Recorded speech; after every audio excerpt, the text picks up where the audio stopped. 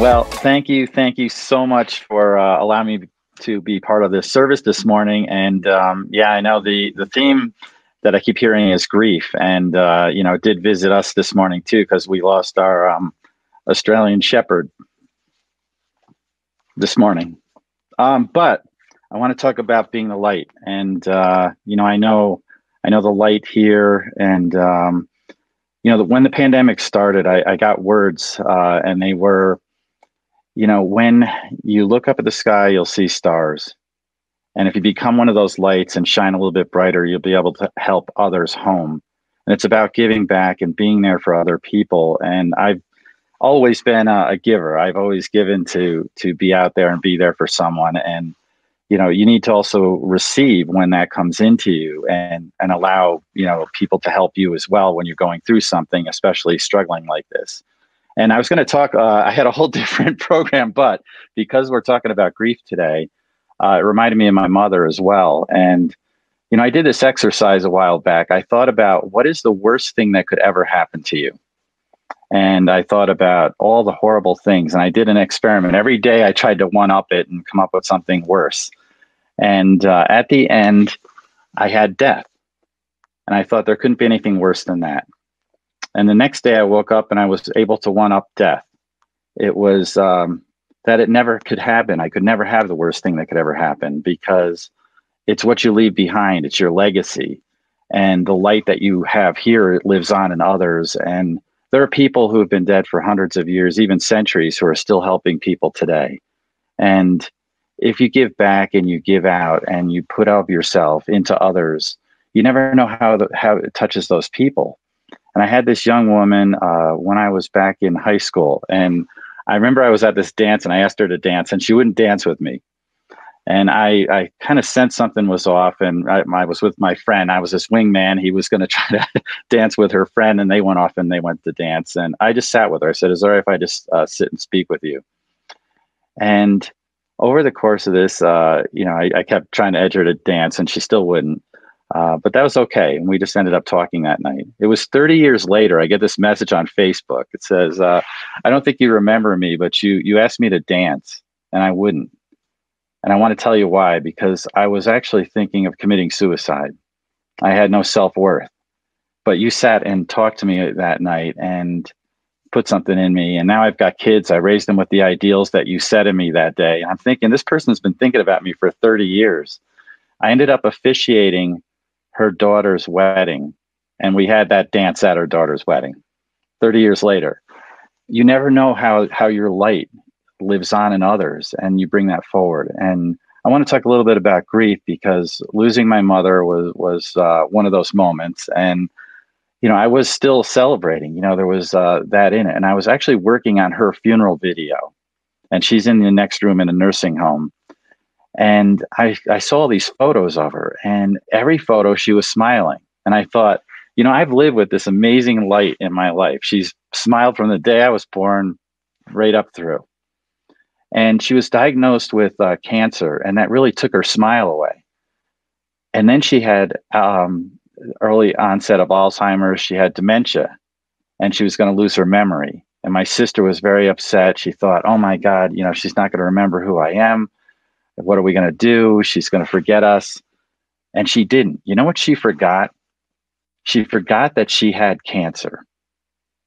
She forgot that that was there. So every time you'd see her, short-term memory would go away. She'd go to the cancer appointment, and then a day later, you know, she was just smiling and everything was great. It actually extended her life probably another year beyond her life expectancy. And when I was working on her funeral video, I came to the foot of her bed and I asked God for a sign. I said, I just want to know that she's going to be okay. And her hands went up like this. Now, she had been unconscious for 10 days, just laying there in the bed. She hadn't had anything to eat, just a little bit of, I think the nuns had used ice, you know, just to wet her lips, and she just had a little bit of oxygen. And my brother was there, and he said, you know, what the hell is that? What's going on? And I said, I don't think you should use that word right now. I said, because the light is around her. And then I was overwhelmed with a feeling that I need to go, because this is his moment with her. And I said, I have to go. And I said, when she passes, let me know, call me. And he did. And he said, that was the most beautiful moment I've ever given him. I gave him that light, that time with her, that last moment. And we can all do that. I think about, grief and that word. It's a direct translation of love. Letting go of grief is not letting go of your loved one. It's creating more room in your heart for the love that you have for them. And if you have a great amount of grief, then you must have a very big heart. And you fill your heart with that love so you can share it with others. And you celebrate that life and you celebrate what that's about. And my mother was a beautician. So at her wake, I had this one woman come up to me and she said, I know I'm not very pretty, but your mom always made me not look beautiful. She did that, but she always made me feel beautiful. And that was the light that she brought to the world. And it's what we can do for others in that smile that my mother had. And she always did that. And that's why she loved her job. They say, if you love your job, you never work a day in your life. But imagine if your job's just loving. You live every day of your life working in happiness. And that's what my mother did. And, I lost a lot of people along the way. Thank God I haven't lost any through the pandemic, but leading up to this, my best friend passed away. And, just this morning we lost a beautiful family member of one of our pets. And, it's tough when that happens, because it really does go in there, but it's your love. And that's what you bring forth. I was thinking about a hike I did. I do a lot of hiking. And if you've ever done a reverse climb, I've asked a lot of climbers what a reverse climb is, and they really don't know what that is. And it's when you go down into something like a Grand Canyon or into a canyon. I actually hiked into the Grand Canyon. So I went there with my best friend. I was in my mid-20s and thought, let's go hike and let's go down into this. Let's see if we can get to the bottom. And when I got to the trailhead, there were people coming out who looked like they'd been to hell. They were sweating, they were breathing heavy. And I thought, they're out of shape. And I just started going down. And I had a little sandwich. I had a glass, maybe a bottle of water with me. And that was about it. And headed into this. And as I got going down, I'm still passing these people who are looking, breathing heavy. They really look labored going into this. And they're coming out and I'm going down. I finally passed a park ranger. And I'm seeing this little shack at the bottom of the canyon where it looks like ants going into it and coming back out. And I said, that's kind of a weird place for a gift shop. And he said, that's not a gift shop. That's where you get your water for your return trip. And he said, we lose a lot of people on this trail. And I'm looking at the trail. I'm thinking, how do you lose anybody on this? They can't get lost. It's only one way down, one way out.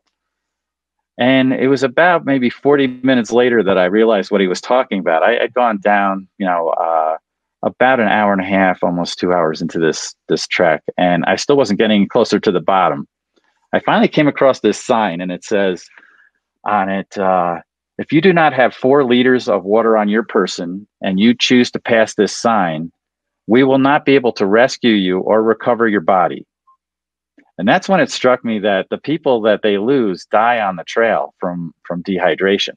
Because as you're going into the Grand Canyon, you're actually going into a desert. And so you're slowly dehydrating as you go down, but you don't realize it. The climb starts when you turn around. And it takes twice as long to go back up. So if you've ever climbed 3 flights of stairs, have you ever climbed a flight of stairs for about 2 or 3 hours? Because that's what I was facing. I got to the trailhead and it was dark. I was coming out at dusk and I couldn't walk. I looked like those people. I was picking up my legs, trying to move myself. I couldn't get up.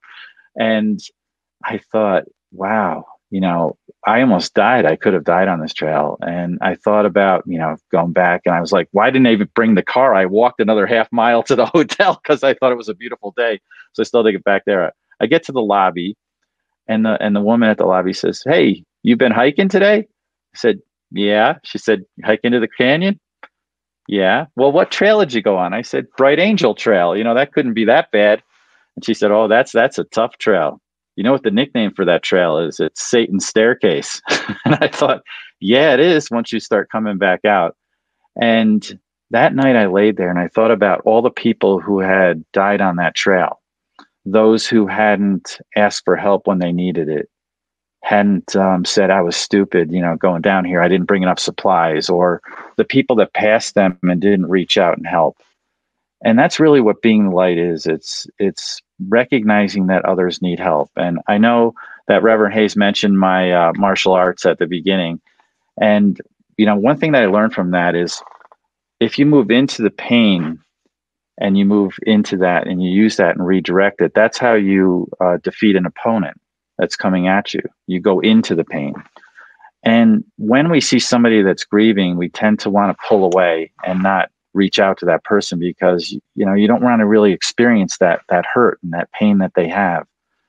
And that's the time that you do need to move in. And that's the time that you do need to reach out. And even if they may not want, your words or those things, but just your presence being there. And when they're ready to speak, they'll talk to you, and just be those ears for them and listen. And that's what we're there for, to be that light and to do those things for others. And so, there's a lot of things. I'm not perfect. I still have my struggles. I still have my fear, doubt, and worry. And I know she mentioned my experience, my divine experience, but I know that we're all held in some way, and we never see the great picture God paints for us because we're always standing upon that canvas. And when I think about it, if you were really tiny and you were on a beautiful painting, you wouldn't really see the whole thing. But when you pull back, you see this beautiful picture. And that's kind of what life is. It's, you never see the whole thing. You never get through that. Sometimes it seems dark or murky around you. But when you pull back, there's this beautiful picture, but you're never going to see it because God holds that space for you. The only thing that you can change is how you frame that picture.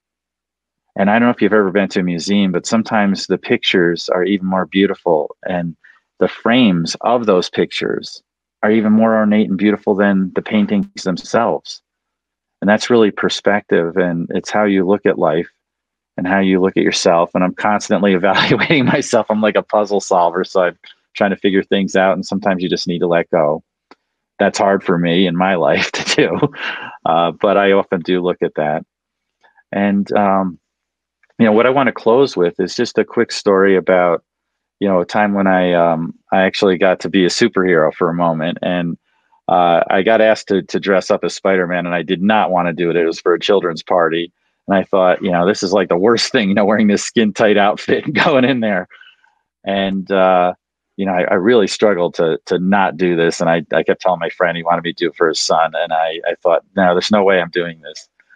And I ended up going there. And the only thing was, he just wanted his son not to know that it was me in that costume, because, the person that was supposed to do it fell through, and his son really believed that Spider-Man was coming. So I went there, and I'm going through the whole party. And all of a sudden, this one kid looks at me, comes right up, and I know him. And he says, "I know who he is." And I said, "Oh my God." And I looked over at my friend, and I thought, he's gonna tell, that it's me. And he says, I gets all the other kids together and says, "I know who it is. This is Peter Parker." And the whole place just laughed. All the parents were there. And at that moment, I thought, wow, I really am Spider-Man. So I got down and I said, "Hey, do you want to know the most powerful word that we have in the world?" And all the kids came in. And I said, "It's love." And they're all like, "Oh, love's good." And I said, "Make sure you hug your parents and do your homework and do all those things."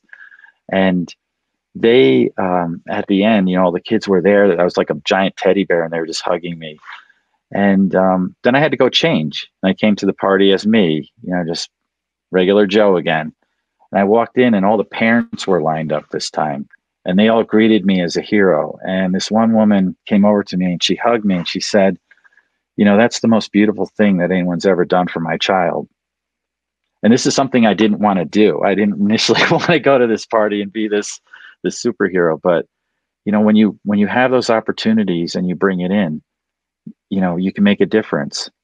And I went on to actually, later on, this woman saw me, and she said, I was at a party. She said, "Did you lose some weight?" And I said, "Yeah, I had to fit into the Spider-Man costume." And she said, "Oh my God, I'm the director of the children's hospital. Would you come over and do that for us?" So I went to the hospital, and the most amazing things happened there. And that opportunity came out of something else, and being that light for this party brought it to this hospital. And there was this little girl, and I could not go into her room, and the director of the hospital's next to me.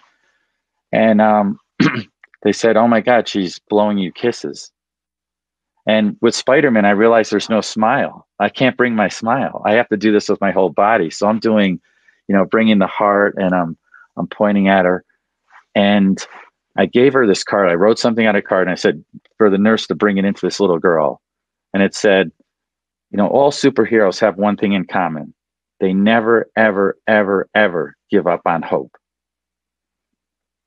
Ever. So always hold that hope, hold that light within you, because that's what you can bring to the world. I am so deeply honored to be here to speak with you today, and to have this moment with you. And I thank Reverend Temple Hayes and all of you for all the light that you bring to the world and everything that you do. Thank you, thank you, thank you, and God bless.